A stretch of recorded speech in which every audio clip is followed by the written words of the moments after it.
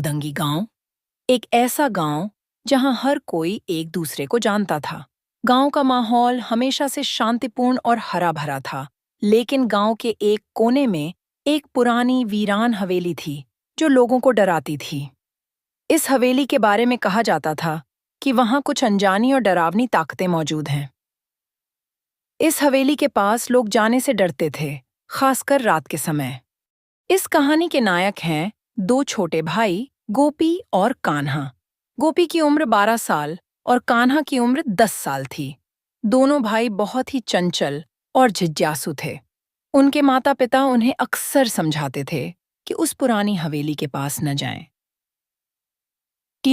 जाएं, लेकिन बच्चों की जिज्ञासा उन्हें वहां खींच ही लेती थी।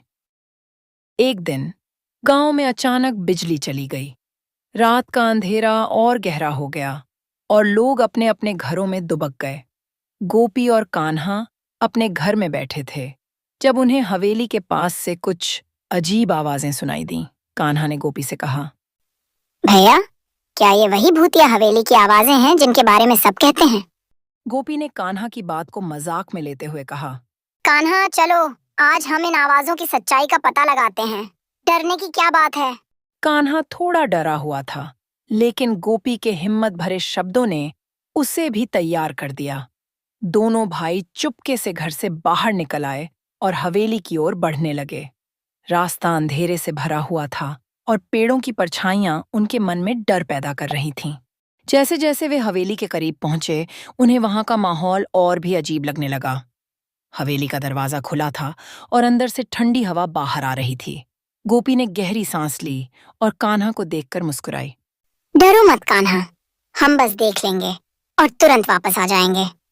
दोनों भाई धीरे धीरे हवेली में दाखिल हुए। अंदर का माहौल बहुत डरावना था।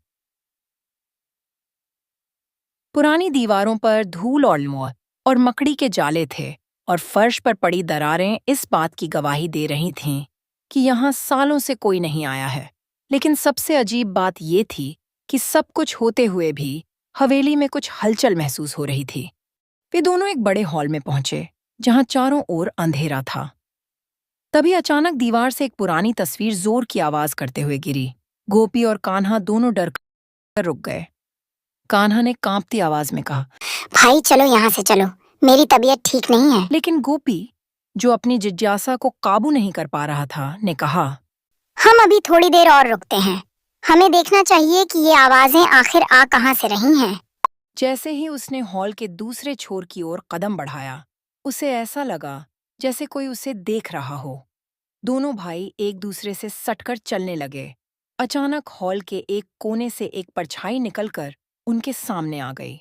छाया धीरे धीरे बढ़ने लगी और उसका आकार स्पष्ट होने लगा।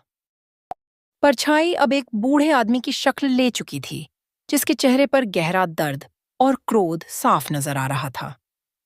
उसने गोपी और कान्हा की ओर इशारा करते हुए कहा, तुम्हारी हिम्मत कैसे हुई यहाँ आने की? ये हवेली तुम्हारे लिए नहीं है। गोपी और कान्हा डर के मारे पीछे हटने लगे, लेकिन उनके पैर जैसे जकड़ गए थे। बूढ़े आदमी की आंखों में आग थी और उसकी आवाज में इतनी भयानकता थी कि दोनों भाई कांपने लगे। गोपी ने कांपते हुए कहा, हम सिर्फ देखना चाहते थे कि यहाँ क्या है। हम चले जाएंगे, हमें माफ कर दीजिए। बूढ़ा जोर से हंसा और बोला, अब बहुत देर हो गई है। जो भी यहाँ आता है वह कभी वापस नहीं जाता।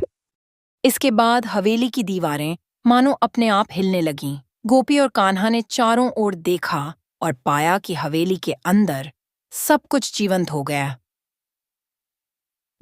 गया था। दीवारों पर लगी पुरानी तस्वीरें हिलने लगीं, फर्श की दरारें चौड़ी हो गईं और हवेली का हर कोना उनकी ओर आने लगा। गोपी ने कान्हा का हाथ पकड़ा और चिल्लाया, भागो कान्हा, यहाँ से जितनी जल्दी हो सके भागो। दोनों भाई भागने लगे, लेकिन जैसे ही वे दरवाजे के पास पहुंचे, दरवाजा अपने आप बंद हो गया। हवेली के अंदर का अंधेरा और गहरा हो गया और चारों ओर से हंसी और चीखों की आवाजें आने लगीं। गोपी और कान्हा के पास कोई और रास्ता नहीं था।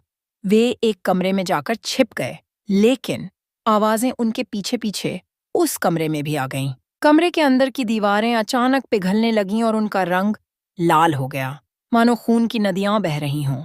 गोपी और कान्हा के पास कोई विकल्प नहीं बचा था। तभी वह बूढ़ा व्यक्ति अचानक फिर से उनके सामने आया और उनका हाथ पकड़ लिया। उनकी पकड़ इतनी मजबूत थी कि वे हिल भी नहीं पा रहे थे। बूढ़े ने भयानक हंसी के साथ कहा, अब तुम दोनों मेरी कैद में हो। तुम्हारी आत्माएं हमेशा इसी हवेली में बंद रहेंगी। गोपी और कान्हा की चीखें हवेली के अंधेरे में खो गईं। उस रात के बाद उदंगी गांव में कोई भी उसे दोबारा नहीं देख सका। लोगों का कहना है कि वे आज भी उस हवेली में कैद हैं और उनकी आत्माएं उस बूढ़े आदमी के साथ भटकती रहती हैं।